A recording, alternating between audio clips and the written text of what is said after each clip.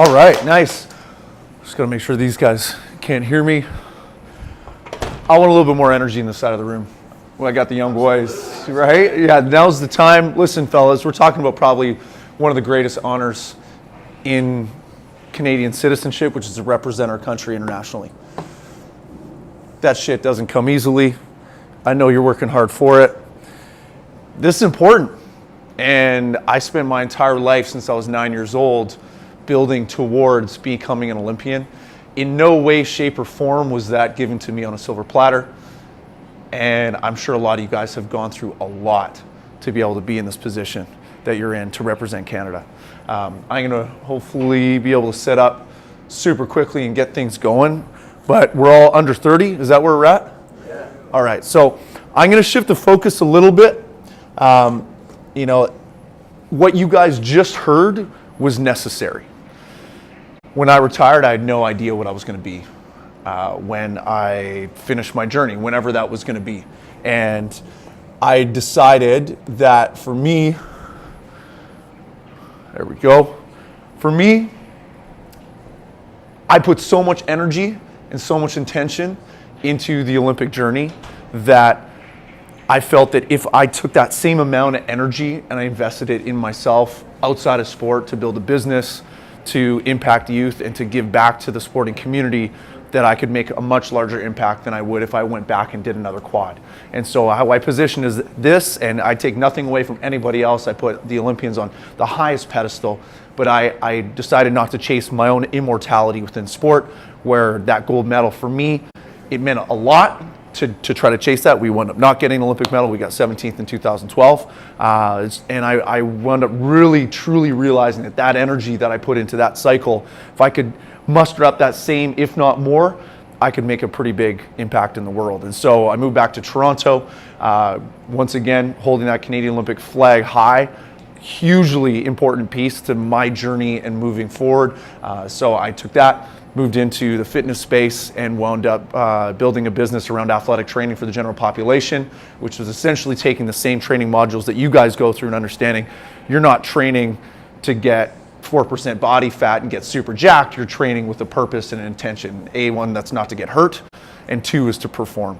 And so wound up building that in Toronto. I'm now transitioning out of that, so have a studio space and getting back into sport. Fitness is wonderful. It's great. It serves a purpose. My passion is talking to youth and talking to people who have their sights set on the Olympics or the pros. So I'm now a Nike trainer. So I work with a ton of athletes across the board in multiple different disciplines in both summer and winter. And what I'm going to bring to you guys today has everything to do with sport, but also nothing to do with sport. What I want to share with you is principles in life that I believe in, that I've come across, and hopefully what you're going to take away today is something that you can apply on the ice, but also off of the ice for the rest of your lives. So to begin with, gentlemen, I'm here to love you tough. It's tough love, but I'm leading with love. Come on, does this work? There we go. I'm 100% just like you. I'm cut from the same cloth as you fellas. Not perfect, doubt myself all the time, got tons of insecurities. I'm a human being. I'm like you, but I'm with you. I'm coming to you as a part of your team right now. So please don't put me on a pedestal. Don't put me with the other guys. Don't put me over there thinking what he's got to say has nothing to do with me. What I have to say has everything to do with you guys. Oh shit, it's not going to work on this side. I might have to cruise over here. So before we do anything, I hang out with some pretty crazy people that live in some pretty insane performance environments, and the breath is critical to absolutely everything. So we're going to do a quick little breath calibration. I'm going to explain what we're going to do though. High performance, we all think oxygen is king. It is not. It's your relationship with carbon dioxide on the flip side that is actually king, and that dictates stress. If you're super jacked and you got a crazy VO2 max, that's awesome. Obviously, you're going to be a high-level athlete.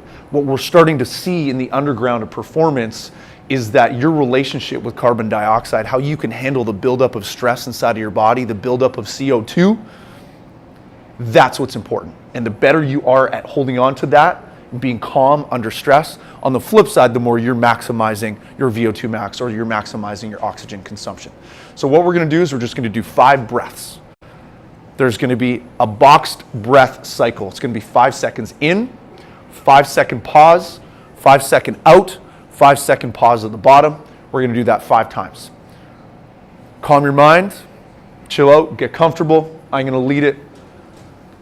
Get into a position where you're not slumped, you're not constricting anything. Let's get open. I know this sounds fluffy, I know this sounds hippie. I'm telling you guys right now, I'm going down to Las Vegas to work with some of the best coaches in the world in 3 weeks. This will be the future of sport, or at least the future of performance, because it's the most accessible thing. We all have to breathe. All right? So, calibrate wherever you're at within the breath. 3, 2, 1. We're going to go inhale up for 5. Nice and slow. 3, 2, 1. Pause. 3, 2, 1. Exhale down. 4, 3, 2, 1. Pause at the bottom. 3, 2, 1. Stop. I'm now going to reset it. So that's what it's going to look like. Now I'm going to change the dynamic. We're only going to go nasal. So anytime that you breathe out through the mouth, you're offloading a ton of CO2. Therefore, you're essentially allowing the body to get rid of it. Therefore, you're not developing that relationship. So we're only going to breathe through the nose. Have you guys seen anyone train with those crazy masks? What winds up happening is you wind up using your diaphragm, using more muscles within your breathing capacity to build that up. And then now you're not offloading as much CO2, you have to hold on to it. Okay, so now only nasal breathing in, nasal breathing out. If you have to breathe through your nose, it feels like you're done, all good. But this is just a calibration. I want to share this with you guys. All right, so same concept, in and out through the nose. Let's get super intentional. If you want to close your eyes, you absolutely can. It's not a meditation, just listen up. In 3, 2, 1. Inhale up. 1, 2, 3, 4, 5. Pause at the top. 4, 3, 2, 1. Exhale down intentionally. Pull the belly button to the spine. I love that. And 1. Pause. Hold. 3, 2, 1. Inhale up for 1, 2, 3, 4, 5. Pause at the top. 4, 3, 2, 1. Exhale intentionally. 2, 3, 4, 5. At the bottom, pause. 1, 2, 3, 4, 5. Inhale up. 1, 2, 3, 4, 5. Calm the mind.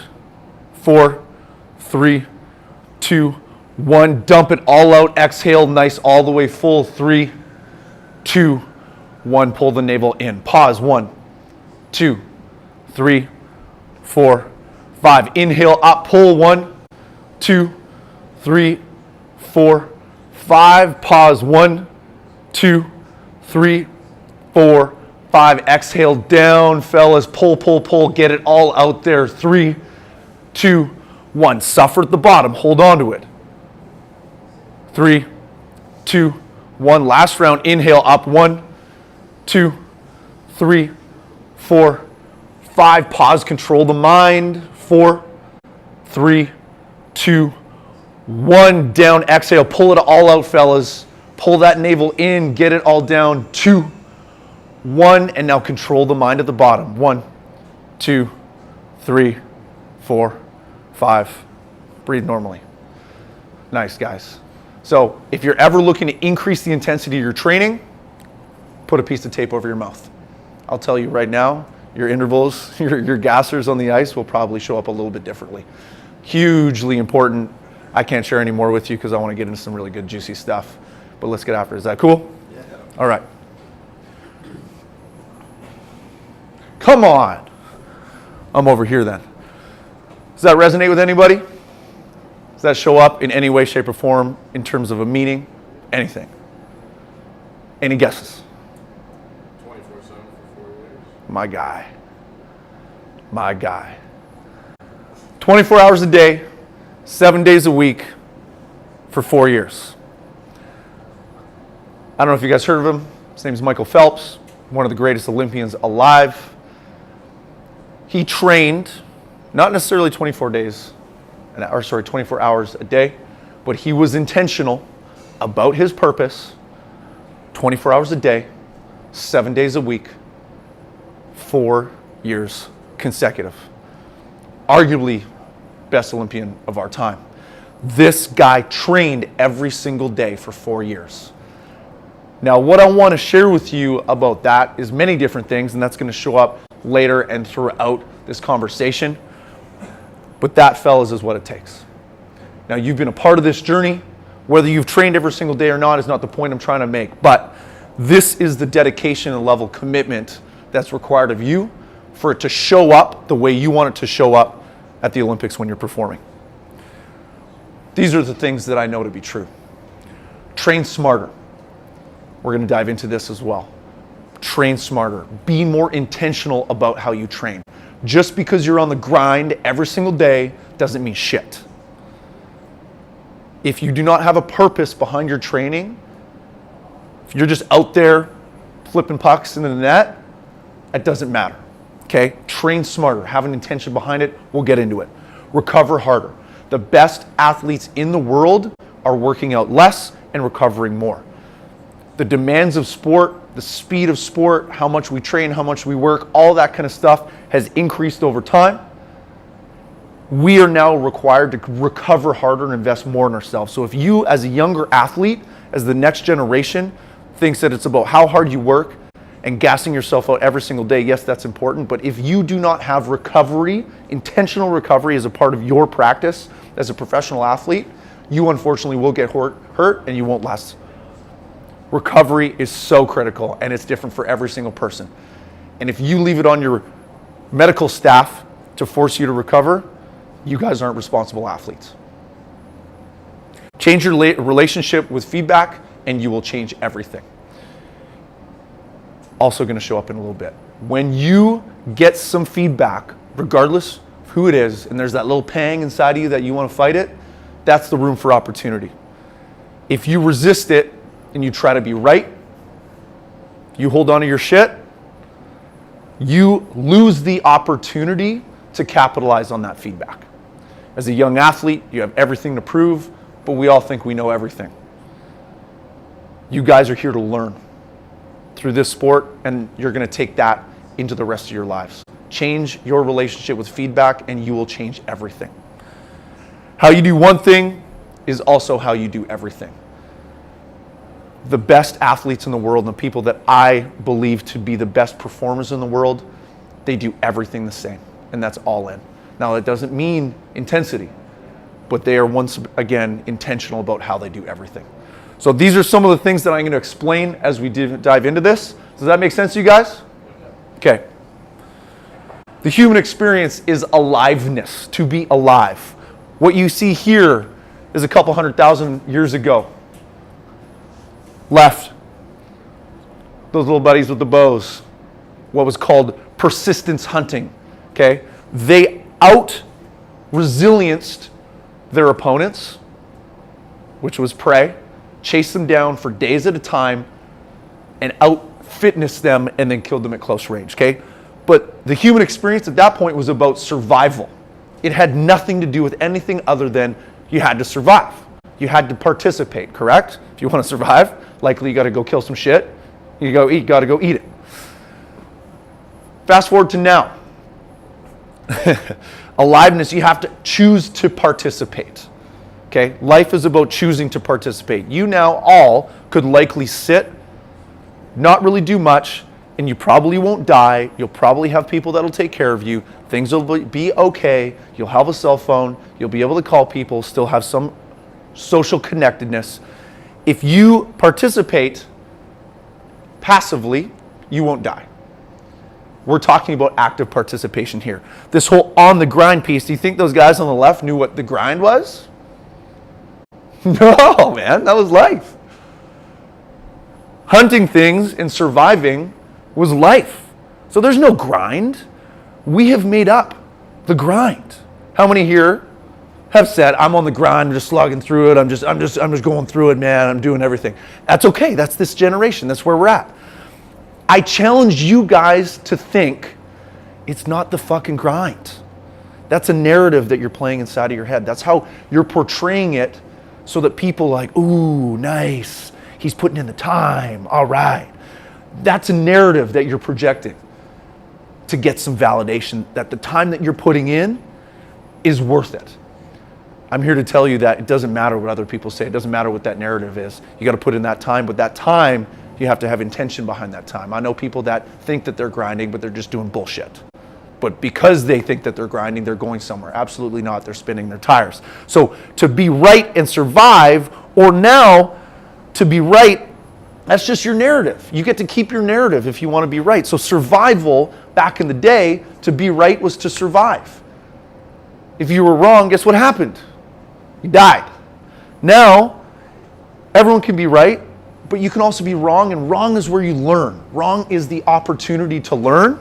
If you hold on to your shit as a young athlete and you're right in every single situation that you enter, you do not learn. You lose the opportunity. You forfeit the opportunity to learn because you're holding on to your stuff. You're young athletes. You're learning from your coaches. Enter every single situation with the mindset that I have something to learn from this and learn from my coach. That grind, let's change that vocabulary around grind, and you don't need to say anything. Let your work show. So it's on you. This is what I've come up with in the last 5 years, and then some as I was training for the Olympics. Intention plus integrity plus intensity equals growth. That shows up everywhere. That is a principle in life. But let's break it down a little bit more. It's purpose plus values plus quality work equals success. The first thing when you're approaching anything is the intention. If you're just on the ice, but you have no intention of why you're on the ice, we got problems. Intention is purpose. Every single one of you guys needs to have your own purpose that is greater than yourself. Now that can be the team and for the team, but it's also the personal. Who are you doing it for? When you're in that tough situation later on, when you're at the games, when you're playing in front of all those people and everything's on the line, it's got to be greater than yourself, gentlemen. Purpose and intention. We then move into integrity. So this is the framework in which you're operating, your value system. You need to work on your value system. Okay? How do you frame your purpose so it shows up in quality work? Super important. I don't have enough time to dive into that. I'll somehow make myself accessible for you guys if you want to talk. I'm happy to, but this is important. Intensity and quality work. Intensity is a progressive overload. There's multiple laws for training. Progressive overload, the law of specificity. You put in a focused amount of work with progressive overload and you will get better. Now, in this current situation in society of instant gratification, everyone's on that Insta game playing it hard, wanting those likes right now. We want things right now. That's not the game, is right now. So everyone infatuates or is infatuated with intensity. The game is not about intensity, gentlemen. The game is intention. The game is purpose. If your intention and purpose is on point, that's the pillar. If you only think it's about how hard you work and how hard you grind, you got no framework to operate. You're going to find yourself in that moment when you can put the puck in the back of the net, or you're saving and keeping it out from the net, or you're there to make a big play. This is more important than this. Okay? Does that make sense to you guys? Beautiful. So my business now is called Off-Ball Athlete. And I believe that current sporting culture, we are infatuated with on-ball, on-puck, on-implement sessions, skill-building sessions. And I'm going to talk to you guys about this a little bit. 60-minute games for hockey? What do you guys got? 45. Okay, sweet. So how long, give me a range of shifts. How long would you be on the ice for? Ideally, Ideally a minute?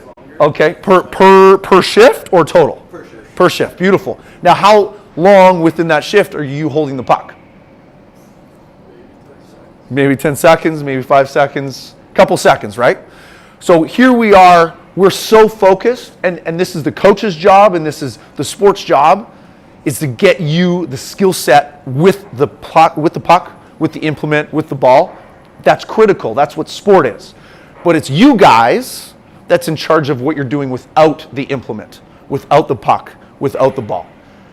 Now if we're talking you have the puck for 5 seconds, 10 seconds per shift, you get a couple shifts per game, you have the puck for less than a minute a game. Can you impact the win? Can you impact the outcome of the game when you do not have the puck? Absolutely. Absolutely you can. So the opportunity to impact a W goes beyond having the puck. And it's on you guys to develop yourselves without the implement, without the puck, so that when preparation meets opportunity, you guys are able to capitalize on that. 99% of the game is played without the puck. Does that make sense?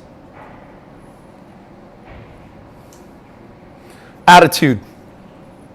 Here to compete. I want to challenge you to shift your framework right now. If you're outcome based, absolutely, we have to win. And I'm not saying participation ribbons here. This is not the conversation. But yes, we're all talking W's, we're talking wins. But if that's the only thing that we're thinking about, it can be very short-lived. And let's just say you're playing a tournament. Let's just call it the Olympics. How many winners are there? Absolutely. It's a beautiful thing. But I challenge you, what if I shifted your framework a little bit? Coach, bear with me here. What if you are here to compete? What if my attitude is not I'm here to win? My attitude is I'm here to fucking compete. If I'm on my deathbed and someone says, you're the greatest winner I've ever met, that doesn't mean anything to me. I don't want that. If someone tells me on my deathbed, you're the greatest competitor I've ever met, that means something, right? That's that intention and purpose that we're talking about. That's that integrity, the value system that you have. That's what it comes down to. So the Greeks, compete was actually called competere, which means to strive together. Strive being make great efforts to achieve, and together means with teammates and opponents. Wait a minute, and opponents, what does that mean? When you're there to compete, you are competing with your teammates, but you are competing also with your opponents. You're not there to smash your opponents and beat them down. You're there to create something that would never have existed before had you not met them at their best and had you not prepared yourself to be your best. You are working with them to create something beautiful, and whoever wins, wins. But when your attitude is, I'm going to show up and I'm going to compete at my best because I had ownership of my preparation and we worked together as hard as we could as a team, I want those guys to be at their best. I want their best players to show up. I don't want the gimme. I don't want that easy shit. Come at me hard, as big as you can, because that's my test. It's my challenge. That's what us as athletes live for. You're going to face some tough opponents. And there's the, oh shit, we might not win. Or there's, damn straight, come at me. This is the test. I'm ready for it. Work with your teammates and work with your opponents. What comes after that is irrelevant when you show up to compete at 100%. Get comfortable being uncomfortable. Challenge makes the man, gentlemen. What we're talking about here of post-sport, life after sport, everything that you guys are developing right now as athletes will show up for the rest of your life. And it shows up like this. Right now you're developing a resiliency, you're developing an ability to put yourself into a situation that's uncomfortable, and you can get comfortable in that. And the more comfortable you are in a situation that you're uncomfortable with, whether it's training, Whether it's that pain of being on the ice and doing those shuttles, whether it's lifting weights, or whether it's the pain of taking a hit or delivering a hit, or of going and pushing past what you ever thought was capable of in the final minute of a game, all of that right there is trained. That's a muscle. That's a skill of being comfortable when you're uncomfortable. Does that make sense? Good. Mental strength is not a box that you're protecting the world from. Okay, you're sitting inside of a box and it's the strength of my walls protecting me from all this shit. Okay, that's not mental strength. You're stuck in a box if that's the case. There's no malleability. You can't flow with the times. You can't adjust if you're just living in a box full of thick walls. Mental strength is your ability to fully be present in every single moment. Then the ability to experience each moment without judgment, so judgment free. When you're on the ice and you're playing your best and you're in flow, are you thinking? You're not thinking. What is just is, because you put in the work. There's no judgment there. How quickly then can you learn from this situation? Requiring mental strength.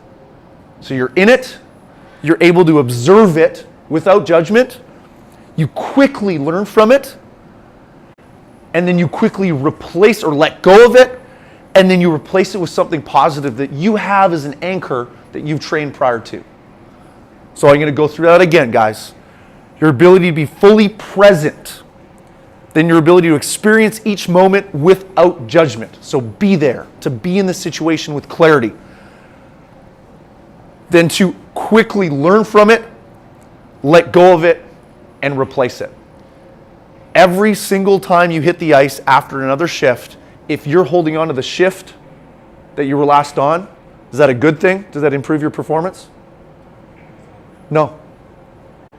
If you're not capable of letting go and going through this before you hit the ice the next time, you are going to be holding your team back.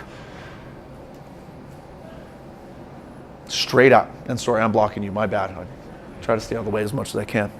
This shit's important. Mental strength is not I'm going to live in a box and I'm going to build thicker walls. Well, guess what happens when you build thicker walls? It actually goes this way. It's about being fluid. It's being light up here. It's being confident in who you are. It's about having purpose and integrity. Suffering. Oh, I love this. Pain is the greatest teacher. I've already shared a ton about that, but know that this right here, guys, if you're looking for the easy road without pain, you're not looking for the right experience if you want to be champions. Pain is the greatest teacher. You got to go through it and you got to push for it and you got to learn how to be comfortable with that without fearing pain. You guys play physical sport. I've seen it. Man, it's physical. You guys are out there giving it. Pain is a beautiful thing. Embrace it. Without limitation, there is no being. With limitation, there is suffering. Without suffering, there is no being. So make the being worth the suffering. It's all about finding something worth suffering for. Remember, I spoke about purpose, about something greater than yourself. When you guys are pushing for gold, when you're in that final game of the Olympics in 2018, Pyeongchang, when you're battling out there, actually, no, sorry. Are you guys, anyone here going to those games? Or is this the next gen? We're going. Beautiful, beautiful. If you have an opportunity to be on the ice and make it happen, that's what it's about, guys. Purpose beyond the game. Something worth suffering for. Your responsibility as athletes. I spoke about this earlier, but when there's resistance, there's that little pang, when there's that little insecurity, when coach tells you something or someone tells you something, you have this little like, that is an opportunity for you to pause. How can I take responsibility for something in this situation so that I can grow? But the people that do that and throw it away, okay, that's passing the blame. You remove your opportunity for growth when you pass the blame. Seek a way to be a part of the solution. That pang is something you need to explore, not get away from. Coachability is entering every situation looking to prove yourself wrong by applying the coach's knowledge and experience. Coach, I'm glad you're in the room. As younger athletes, you have a lot to learn. Every single time you get on the ice, you can be right. Remember what I spoke about? earlier about being right? Being right used to be important when the only reason to be right was to survive. We're in a different time, gentlemen. If you are trying to be right in every single time that you step on the ice or or get into a situation where there's room for improvement, you're resisting an opportunity to grow because you're just trying to prove yourself right. You're just delivering excuses. You're just trying to pass off an opportunity for growth because a coach is giving you some important information. That coach giving you information, you need to sit there and go, yes, coach.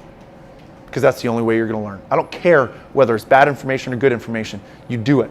Because then you can go through that experience and have your own opinion of it, and you can choose to put it into play, implement it, save it for later, do what you want with it. By you saying no, by you trying to be right and give an excuse immediately, like test it. When you're on the ice and the coach tells you something, but that's just you being your own narrative.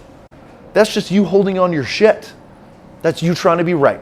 And you're losing the opportunity in that moment to immediately grow, to immediately get better. Does that make sense? You're responsible for your value. I mentioned this before. Representing Canada at the Olympics is one of the greatest honors of a Canadian citizen. You guys are a fortunate group of human beings. But with responsibility comes great expectations. Expectations are a belief not clearly communicated. So it's a belief system. You have Canada believing in you. Every person's going to have a different belief. Coaches, even teammates, everyone's got a different belief of every single person. What I challenge you all to do, and it's not my job to be a part of your team and be a part of the mental coaching staff, but I challenge each one of you to understand that an expectation that you have of other people is something that's not clearly communicated. If you can move from an expectation to a standard, now all of a sudden you've clearly defined your expectations. Everyone can participate in that. When you define expectations, you verbalize them, you make people aware of it, or you come together to define as a team what you want, that's now your standard. And you don't have to hold people accountable to a standard because it's clearly articulated. So I want to challenge all of you to think about what expectations do I have?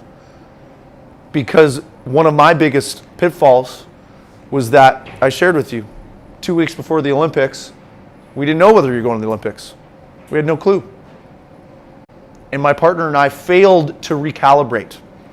We failed to come together as best we could. We did our best as two individuals plus a coach. But our expectations were to qualify for the Olympics. It could have been a standard because we had no idea whether we were going to make it or not.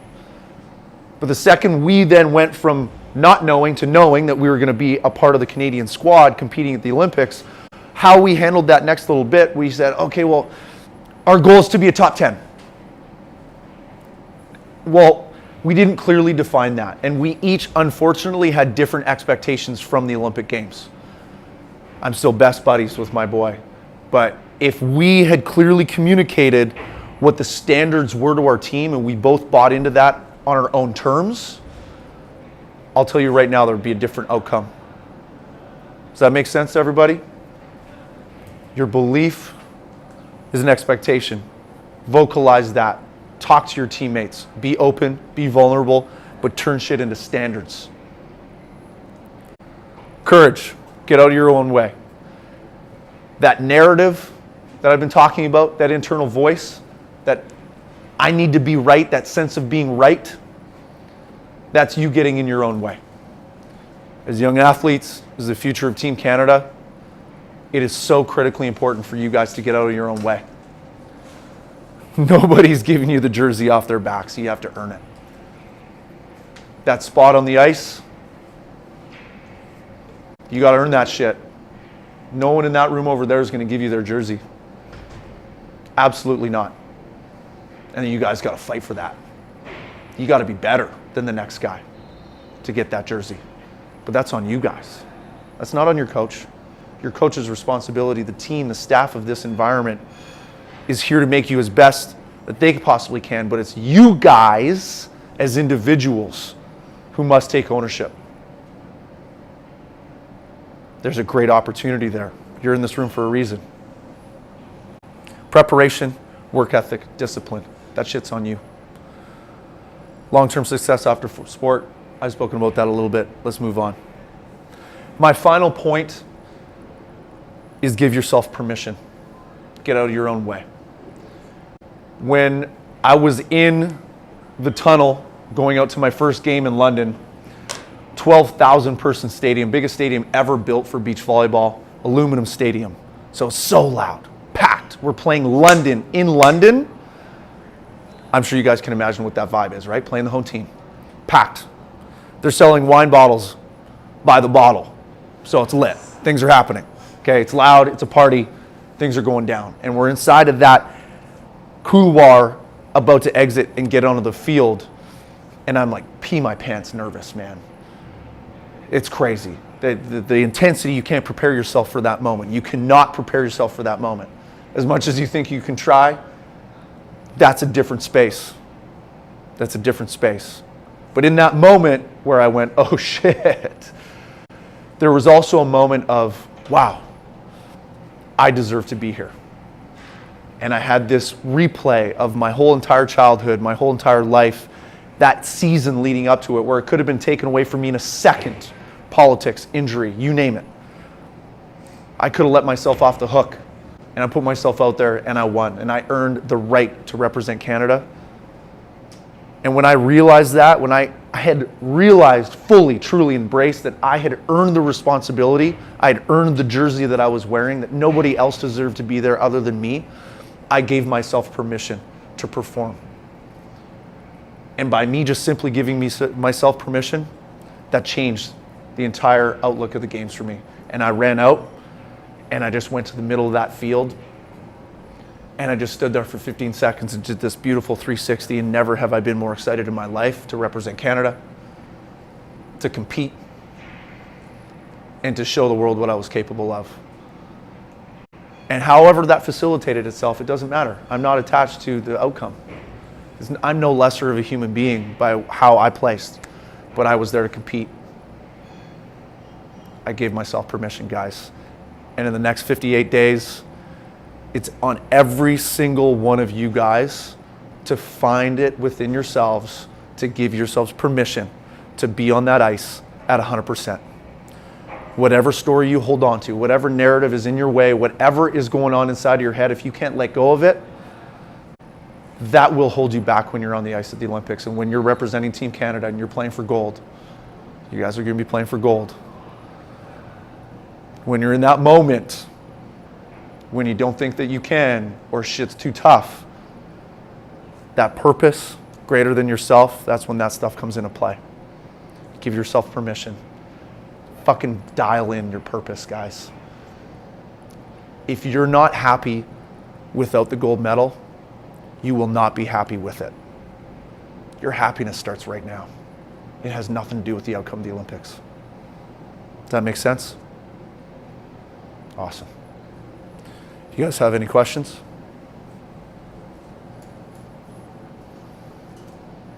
Anything. Life, sport. I guess that transition after the Olympics. Yeah. How did you find kind of going off such a high and then back down into? Took me 5 months. Yeah. No one ever spoke to me about what was going to happen after the games. That wasn't a part of the dialogue. Post games, it's everybody's battle. It's a different space. What I'm telling you guys right now is me learning all this stuff after the Olympics. It's my journey. I probably referenced 10 different books in here, trying to find out, okay, how do I get back onto my 2 feet?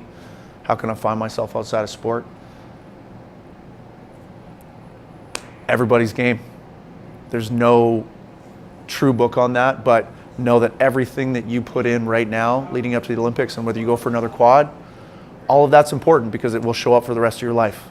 Any shitty habit that you guys have right now that you don't think is a big deal, that's a vice that will show up at some point in time in your lives. Now's the time to commit fully to that. And when you understand how fully you can commit to something, whatever it is that you move on to, You know what you're capable of. And so where my off-ball athlete business is coming in is I want to talk to athletes and youth about the skill development of resilience, of being a good teammate, of taking ownership of your situation. That shows up in the boardroom. That shows up in anything that you can do for the rest of your life. And if you intentionally build those things, being a good human being when you're on the ice, that mental strength, if you know that that's a skill, it's not a fluke, if you know it and you build it, wherever you go after sport, you'll have that. You just need to find the new framework, right? The new integrity. Purpose is the same. You just change the framework, change the level of intensity to low, and you build up. Exact same thing as sport. Does that make sense? Does that answer your question? But I'll also say that right now is not the time to even think about it. I know we're tail end here. No, it's all good. I know we're tail ending it, but you're going to be just fine, man. Good looking kid. Got a couple pipes. Don't worry about it. No, I was actually in Rio for the Summer Paralympics there. Amazing. 2018, so I know what that feels like. I was just wondering how there's a way you dealt with it. You just got to be with it, man. You just got to sit with it. If you try to run away from that thing, if you try to resist that thing, if that's that sting that you're running away from, then you're missing the opportunity for growth. You know, I was in Toronto and I was with it. Beautiful thing is after the Olympics now, there's a great amount of opportunity to be an Olympian and to be celebrated and to be a part of engagement. So a part of that, there was this pride that I was able to actually show up at events and be an Olympian, and that meant something to me. So I also challenge you guys to be a part of any opportunity that the Olympic movement provides for you guys after the Olympics. Go to it. That's your cohort. That's your group. And you guys will, I mean, you've been doing Olympics before, but when you're at Olympics, man, everybody's your friend because you've all earned the right to be there. Team Canada is a beautiful thing. When you're hanging out with all the other Canadians, you're all wearing the same jersey. Everyone's stoked to chat and to meet and hang out, and you're going to meet friends. I had Adam Vancouverton over for dinner last week. Dylan Moskovich is an ice dancer. Although we met through those events, he comes over for dinner all the time. Like, some of my best friends are Olympians because we are cut from the same cloth. You get it. You don't have to talk about it. Anything else? If you guys, I'll share my email. If anyone has any questions, I'm happy to FaceTime, whatever. I'm not a professional sports psychologist, but I've spent the last 5 years diving into deep-ass rabbit holes, trying to find answers for myself so that I can make it accessible to you guys to be the best you can be in sport and after sport. So I'm happy to offer questions. Yeah, absolutely. Just to take advantage of your experience, having been through games since most of these guys have not. Yeah. Talk a little bit about, and maybe you did already, but what's it like when you get there for the first time and now you're not at the test event, you're at the actual event. So these guys, we were in Pyeongchang for the test event last year. Yeah. The World Championships. So now we're going to go back and security and this, that, whatever. Just sort of what's the experience like as the athlete? Okay, so what's the experience as an athlete for the Olympics? I'll tell you right now, it is about having a clearly defined structure to manage your time and to manage your focus and your attention. When you show up to the Olympics, I'll tell you right now, there's hotties everywhere. There's opportunities to fly off the handle, to do whatever. They make it as beautiful as they can, as opportunistic as you can, but at the end of the day, you're there to compete. And so I've seen definitely athletes lose focus because they traveled to get a meal over here because they wanted to be a part of local culture. They went over here, they saw this broad, and so they wanted to see something else happen, be a part of something else that wasn't necessarily a priority at that point. Tell you what, guys, manage your time until that final whistle. That's it. Have a structure, manage your time. As a team, come up with that plan. Once again, expectations. If everyone's got a different expectation of what happens when the team shows up and gets off the bus, what's going to happen? Shit's going to fall apart. Coach is going to be yelling and screaming. If you guys all commit, and I'm not saying coach telling you guys what to do. I'm saying you guys as a team, we are going to manage our time in this way because we're here to win. that shows up differently than coach yelling at you, right? If you're there to win the Olympics, which I assume that you are, if you're there to compete at your best, before you get off the bus, before you get off the airplane in Korea, you guys have to know what's going down. You have to. There's no guesswork when you get off the airplane. No guesswork. Clearly structured plan. And you stick to that plan. I'm bored at the Olympics should be something that you're saying a lot until that end whistle. Compete, train, recover. That's it. That's it.